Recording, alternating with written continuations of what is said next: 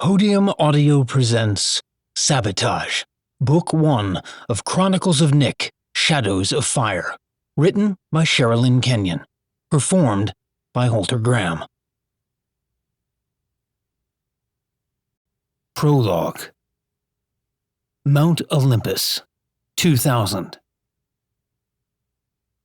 Nakota Kennedy had been born Neria Bellamy Anaxcolasi, daughter of a justice goddess and a Thonian father who had been charged with helping to protect mankind from gods who abused their powers.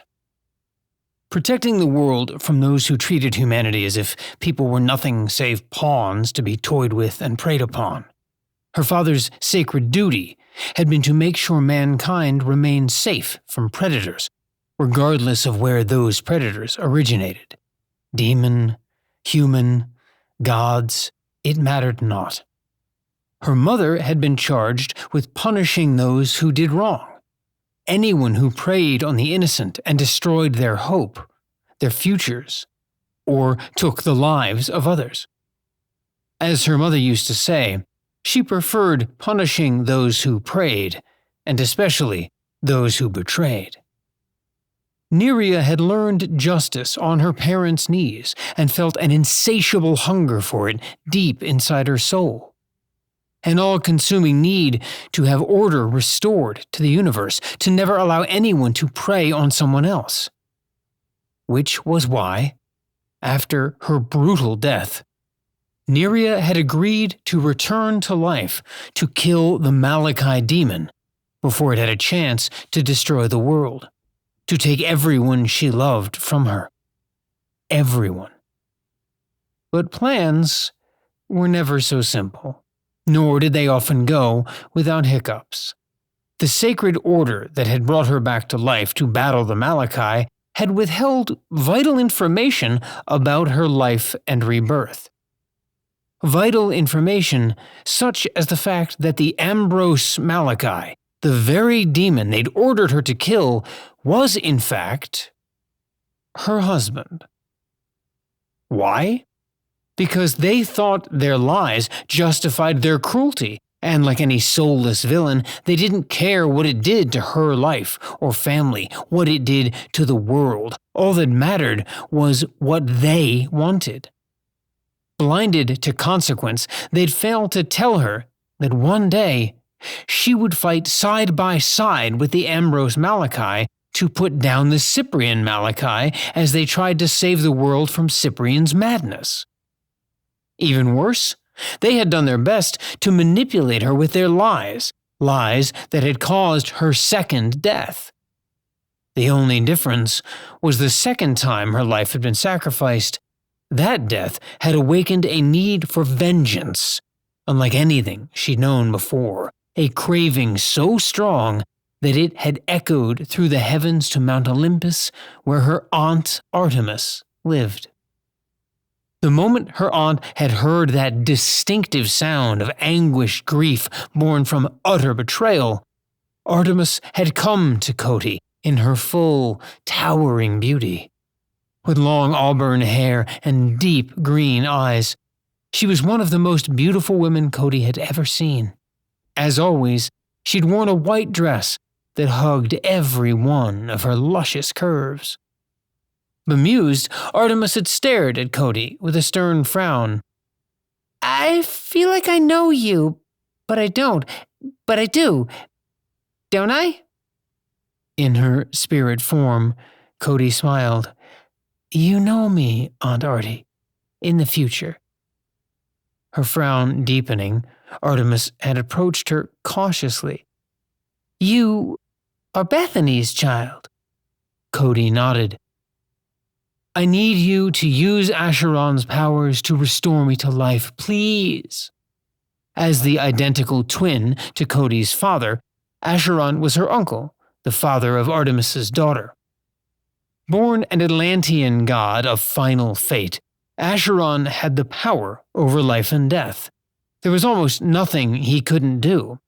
And because he'd once shared blood with Artemis, she held a lot of the powers that Acheron wielded. If Artemis wanted, She could easily bring Cody back to life the same way Artemis revived the Dark Hunters who served her.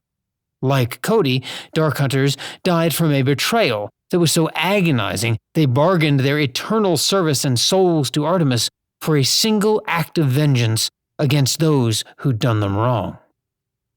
Even so, Artemis had hesitated. I don't know. Acheron loses his shoulder whenever I bring people forward. Cody barely stopped herself from laughing, as she remembered the one thing about Artemis that annoyed Acheron beyond endurance. Her aunt could never get any saying right. She always butchered any and all idioms. Most of the time, she did so by accident, but there were times when Cody knew her aunt did it simply to annoy Acheron. And others. Please, Aunt Artie, I have to save Nick Gautier. Artemis's green eyes flared at the mention of Nick's name. At this point in time, Artemis had no idea what Nick would one day come to mean to her, personally. Nick was not only integral to Cody's life, but Artemis's too. That annoying little brat Acheron favors? The one who thinks he's charming when he's a toad in a tacky shirt? Cody nodded. Acheron and Nick were very distant cousins. Nick's some unbelievably long-ago great ancestor had been an older brother to Acheron. Her belief was that somehow Acheron had sensed that blood connection to Nick the moment they'd met, and had been protective over him ever since.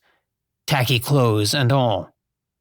It was the only way to explain the way Acheron had bonded so tightly to Nick when he normally shunned being close to anyone else, especially those he believed to be human, as they had a nasty tendency to die after a handful of decades, while Acheron counted his age in millennia. Yet in spite of it all, Acheron had allowed Nick's charms to beguile him even quicker than Cody had. Irritating though he could be, Nick was a hard person not to adore. In the not-so-distant future from now, Artemis would be even more protective over Nick. Unaware of that future and the truth Cody knew, Artemis stepped back with a pout. Oh, Acheron would be exceptionally mad if anything happened to that boy. He gets so very cross when the humans he likes die. She cast a fretful stare at Cody. Fine. I will bring you back to life. Please do not tell Acheron what I did. He doesn't need to know I used his powers again. That, too, makes him rather angry. Cody tapped her heart. Promise, not a word. I would never intentionally get you into trouble.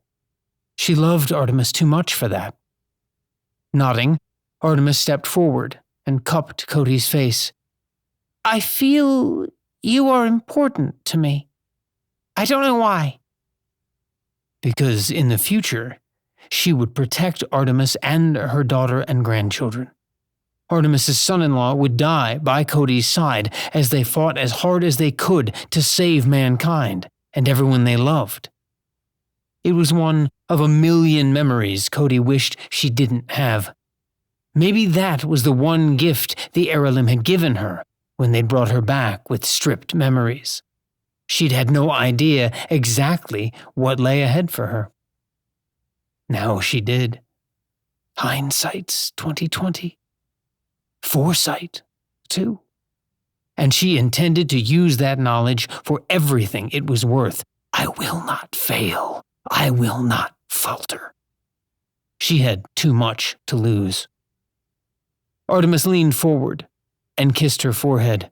A surge of power went through Cody as she felt her uncle's powers embracing and invading her body. It, too, was like a warm hug. Acheron. He had been with her since the moment of her birth, always there, always laughing and helping her parents, him and his wife, Tori, and their kids. So many wonderful memories. So many nightmares. With a gasp, she threw her head back and cried out. Birth, even rebirth, was always painful. It felt as if her entire body was being ripped to shreds, scrubbed raw with a scouring pad. Her very soul screamed from the pain of it all. Fire ran through her veins, pounding